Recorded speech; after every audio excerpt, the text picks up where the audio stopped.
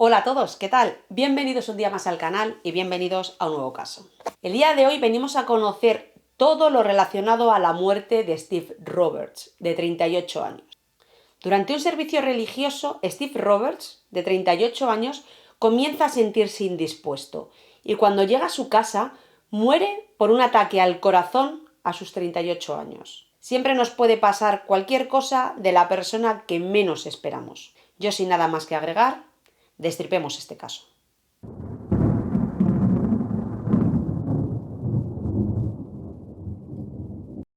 Steve Roberts, de 38 años, era natural de Texas. Estaba divorciado y trabajaba de cartero para el Servicio Postal de los Estados Unidos. Él se sentía orgulloso de su trabajo y de estar al aire libre. Tenía una hija que por aquel entonces tenía 16 años. Se acababa de mudar con él porque había tenido problemas con el nuevo marido de su madre. Vivían en un departamento de una sola habitación, pero Steve Roberts estaba en la lista de espera para conseguir un departamento más grande y estaba feliz de tener a su hija en esa etapa de su vida. Su hija, Marie, se matriculó en el instituto Easter Hills, donde se convirtió en una alumna brillante y popular. Una persona que la conoció dijo de ella: era callada, estudiosa, elegante, el tipo de chica que miras dos veces y que siempre has querido conocer porque es tan reservada, tan serena e inteligente. No tenía el menor fallo en su cara y su complexión era perfecta. Según las personas que los conocían, tanto el padre como la hija disfrutaban mucho de pasar tiempo juntos. El 17 de febrero de 1993, nada más cenar, Steve Roberts acudió a un servicio religioso. Al volver a casa, le dijo a su novia y a su hija que no se encontraba bien. Al rato, comenzó a tener retortijones y un fuerte dolor en el estómago. Pasaron unas horas y llamaron al 911.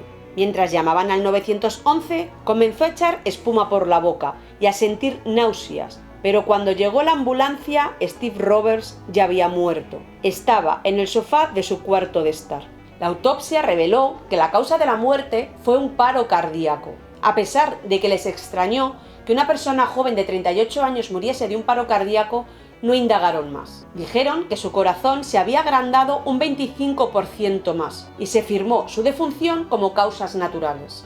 Después de la muerte de su padre, Mary Roberts se fue a vivir con sus abuelos paternos y se trasladó al Instituto Mansell para comenzar de nuevo. Durante ese año, Mary continuó siendo la alumna perfecta, estudiosa y entregada a sus deberes. Salía de vez en cuando con chicos, pero nada importante ni alocado. Después de graduarse en el instituto, Mary empleó los $50.000 que cobró del seguro de vida de su padre para estudiar en la Facultad de Medicinas de la Universidad de Texas. El sueño de Mary era ser médico forense. Hacia la mitad de curso de su primer año de universidad, Mary se enteró de que la policía estaba reabriendo el caso de su padre, porque seguían sin entender cómo un hombre tan joven había muerto a los 38 años por un paro cardíaco. Cuando Mary estudiaba en su segundo instituto, ya después de la muerte de su padre, conoció a Stacy Hack.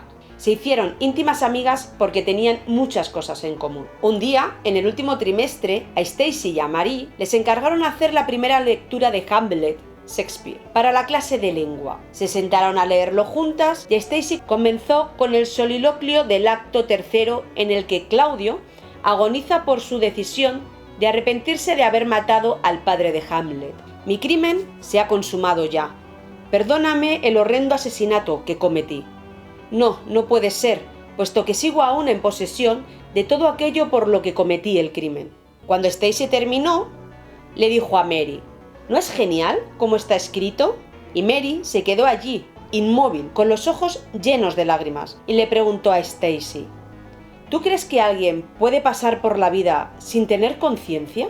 A Stacy, la pregunta de Marie le extrañó tanto que comenzó a hacerle preguntas. ¿Tienes un secreto? Sí. ¿Has hecho algo malo? Sí. ¿Estás embarazada? No, es peor. Y después de un rato, Stacy le preguntó que si había matado a alguien, y Mary asintió con la cabeza, se derrumbó y se puso a llorar. Después se levantó y se fue. Más tarde le contó a su amiga que lo había hecho con un veneno que había robado de la clase de química el año anterior. Mientras hacía unas prácticas, cuando la profesora no miraba, Mary cogió parte del veneno, lo puso en un papel, lo dobló y lo guardó en su mochila. Una semana después, mientras Mary prepara la comida mexicana que va a cenar su padre, mezcla el veneno con esta comida.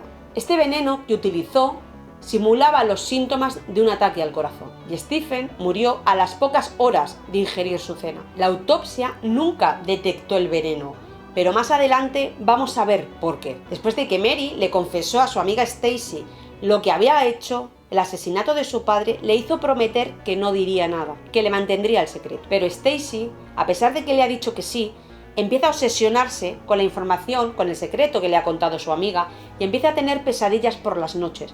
Empieza a soñar que está en el cementerio y que el padre de Mary se levanta de la tumba y la persigue por el cementerio. Y otras veces sueña cómo su amiga la llama y la persigue para matarla. Comienza a no prestar atención en clase y a bajar sus notas. Y aparte empieza a beber muchísimo en las fiestas del instituto. Llega al punto de pedirle a su madre que la lleve a un centro psiquiátrico para adolescentes. Ella pensaba que no iba a servir de nada hablar con la policía, porque iba a ser la palabra de ella contra la de su amiga, y el caso de la muerte de Steve Roberts ya estaba archivado como muerte natural.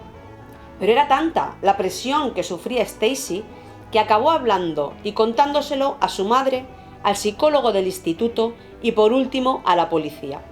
Guardó el secreto durante 8 meses. Stacy le contó a la policía cómo Steve Roberts había sido envenenado por su hija y qué tipo de veneno había usado.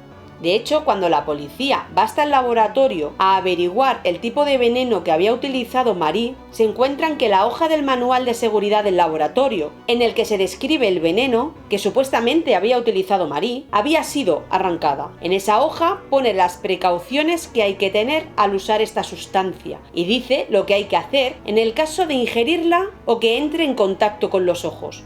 ¿Cómo es posible que si todo esto es cierto no se haya detectado en la autopsia?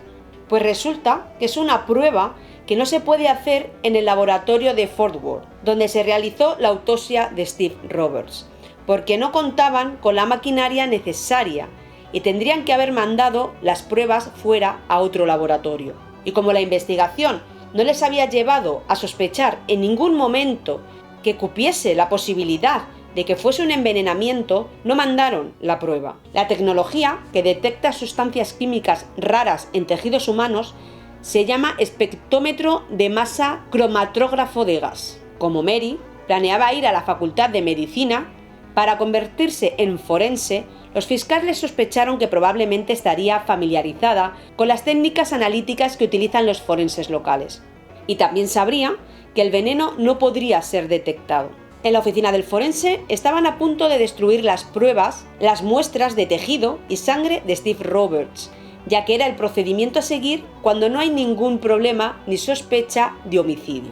Cogieron las muestras de tejido y las enviaron a un laboratorio independiente en Pensilvania, donde fueron analizadas con el espectrómetro de masa cromatógrafo de gas. El veneno que estaban buscando era una sustancia metálica muy poco conocida. En ninguno de los sitios donde yo he encontrado información de este caso se dice qué veneno fue. Y en todos los sitios dicen exactamente lo mismo, que no se va a dar este dato para evitar futuros asesinatos. El espectrómetro de masa lanza un rayo de electrones a la muestra, aislando los componentes de las moléculas para que sean analizadas. Los resultados se registran en un gráfico. Cada pico es un componente aislado. La altura del pico es proporcional a la cantidad presente en la muestra. El número es el tiempo exacto en minutos que tarda el componente en recorrer la columna desde el momento en que es ingerido o inyectado hasta que se detecta. Los científicos encuentran en la muestra de Steve Roberts un componente metálico con un tiempo de retención idéntico al del veneno que su hija Marie había confesado a su amiga haber robado en el laboratorio de su instituto. La cantidad encontrada en el cuerpo de Steve Roberts era enorme, 28 veces mayor que una dosis letal. Ante este descubrimiento, el detective de homicidios de Fort Worth, Thomas Boucher, fue a la Universidad de Texas, en Austin, para hablar con Mary Roberts. Se la encontró en uno de los pasillos y la paró.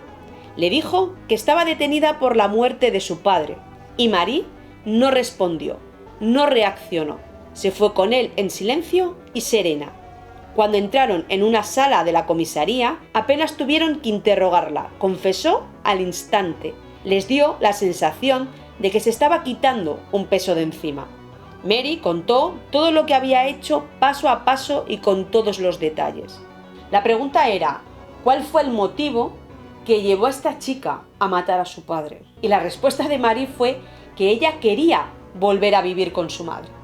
Pero evidentemente le salió mal, porque cuando su padre falleció, se fue a vivir con sus abuelos, porque la madre de Marie y su nuevo esposo no la dijeron hasta después del entierro de su padre que ellos se iban a mudar a otro estado, se iban a Florida.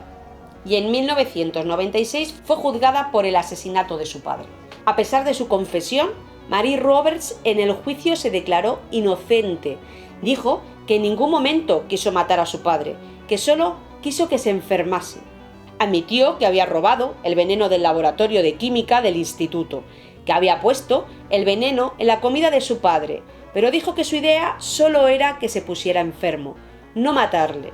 Los fiscales alegaron en el juicio que Marie Roberts era matrícula de honor en química y que la cantidad que había utilizado era 28 veces mayor que la dosis letal. También se utilizó en su contra el hecho de que, sabiendo lo que a su padre le estaba pasando, ella se quedó quieta, sin hacer nada, viendo cómo su padre moría. No le dijo nada a la novia de su padre ni a los de la ambulancia que intentaron resucitarle.